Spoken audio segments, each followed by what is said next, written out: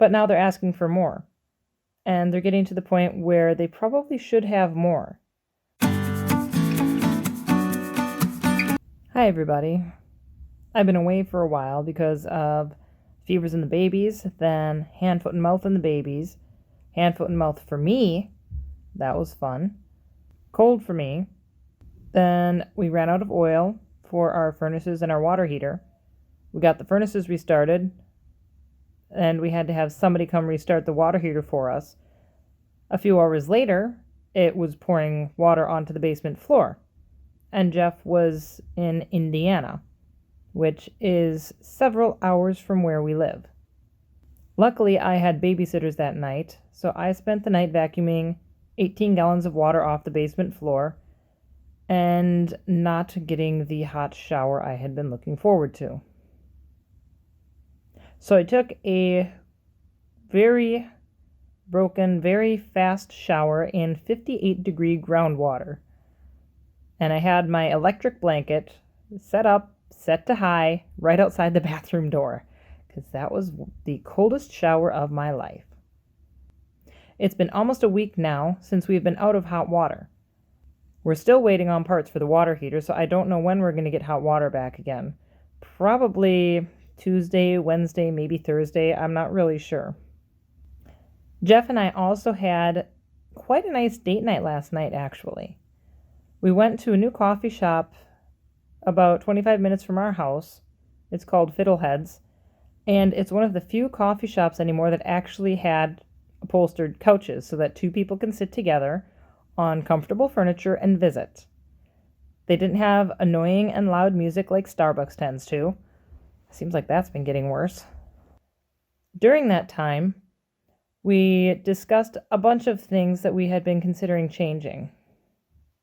One of them was, of course, our hot water system.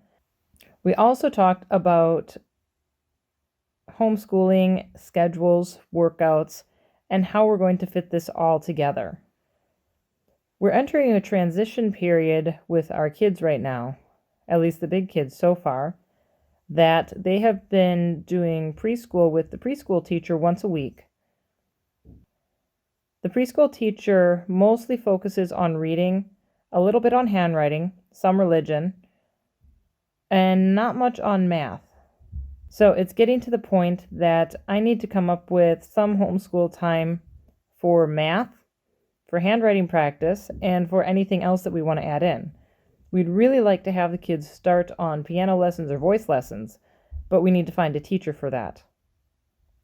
Even though Jeff was a professional musician at one point, he wants to separate his parenting role from his teaching role when it comes to music, since, as he said, music requires quite a bit of precision, and it can be hard for a parent to get that, or harder for a parent to get that than a teacher who is not the parent. In trying to fit all of this stuff into our schedule, we're looking at our trips to the YMCA, and well, I've been relying on those for the last week or so just so I can get a hot shower. They take up a lot of time. In addition to the workout time, it's at least an hour to an hour and a half of travel time and moving the kids in and out of vehicles and buildings. So that's a lot of extra time. I mean, that's probably more time than we would spend altogether in a day on schooling. If you're a homeschooling parent, what sort of schedule did you use when you first started homeschooling? Was it different from before you homeschooled? Or did you have to adjust your schedule to accommodate homeschooling time? Let me know in the comments below. The best idea we've come up with so far is to get up around 6 a.m. I do my workout right away, so I drag myself down the stairs and wake up while I pedal on a bike. That's not too hard. And Jeff can either do a workout or he can go straight to work and use some time later in the day for a workout. He would work until 4 p.m. or so. So he would have 10 hours to work a full day and get in a workout either at home or possibly at a gym closer to our house than the YMCA. Then the babies usually wake up around 7 to 7:30. I should be able to finish my workout by about 7:15 to 7:30. So Jeff might have to take like 15 minutes to just start the babies on their bottles and tend to them while I finish my workout or shower. Then 8 a.m., the rest of the kids usually get up. I should have about half an hour after my workout until the kids get up, so I can rest a little bit with the babies, get milk sippies ready if I need to, or whatever other prep tasks I need to do. Then from 8 a.m. until nap time, I am doing school or field trips or library trips or play dates, whatever else I pull together for the kids during that time. My kids so far are doing much better with schooling in the morning than in the evening. Somewhere in the early to mid-afternoon, all of the kids have nap time or rest time. The big kids are a little over 4 years old, and they're a bit beyond having daily naps at this point, but they still do need them a couple times a week, especially if we've been doing a lot. In any case, they benefit from just practicing sitting still. I set them up with blankets and pillows on the family room furniture, and each of them picks out a stack of books, and they can just sit quietly and look at books for maybe 45 minutes to an hour. It gets a little sketchy towards the end sometimes, but they're getting pretty good at it. The middles and the babies, of course, still need afternoon naps. Then by 4 p.m., the big kids will be done with their rest time. The middles and the littles might be done with their nap, or they might not. But that's about the time that Jeff will be finishing up with work. And then from 4 to 8, Jeff and I will both work with the kids. Either we'll play with them, play games, read to them, maybe do some school type stuff, because schooling is basically play right now for the kids. It's just play with a goal. We usually eat dinner around 5:30 to 6, and then bedtime is 8 o'clock. So once the kids are in bed, and Jeff and I come downstairs shortly after 8 p.m., we still have some cleanup chores like dishes and laundry, and maybe cleaning up after dinner if we didn't do that already. And we have to tend to the dogs, tend to the cats, shower, whatever other nightly tasks we have. I have a whole list of them. But 2 hours should be plenty of time to get that done. And then we get in bed by, say, 10 or 10:30. Get up at 6, do it again.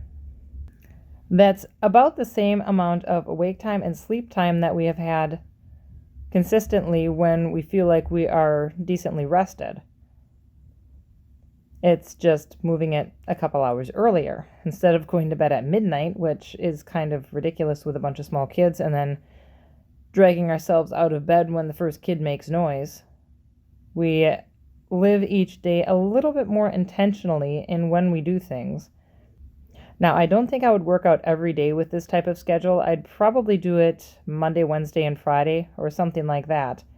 But then that would also give me Tuesday, Thursday, Saturday, maybe Sunday mornings to sit down and do some work. I have had a very difficult time fitting in writing time, video time, editing time, any of this stuff lately. Just because I feel like I've been barely getting through every day. And I can see where I'm wasting so much time in the evenings. And I still wake up tired. And I don't like when I wake up exactly when the kids do, because then I feel like I'm always one beat behind throughout the entire day. And that's no fun.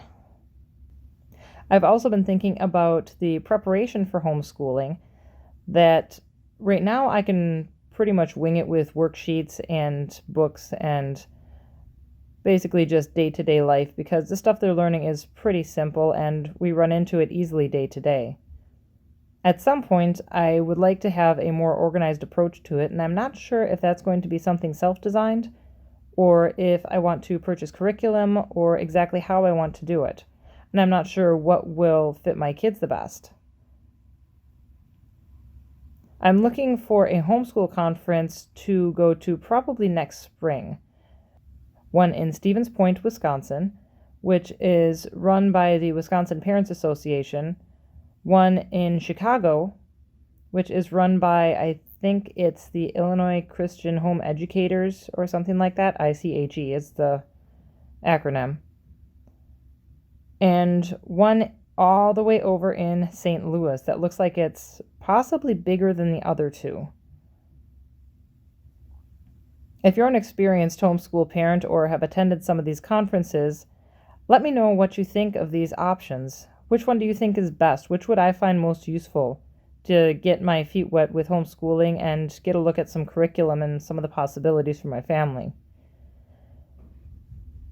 We also have to figure out for these conferences what we're going to do with the kids. Jeff can take the kids for a while on his own, but I think it'd be very hard for him to take all 6 kids for a day or more. If you find this video useful or interesting, hit that like button below. If you want to see more stuff like this, subscribe to my channel if you haven't already. And I'll see you soon in the next video.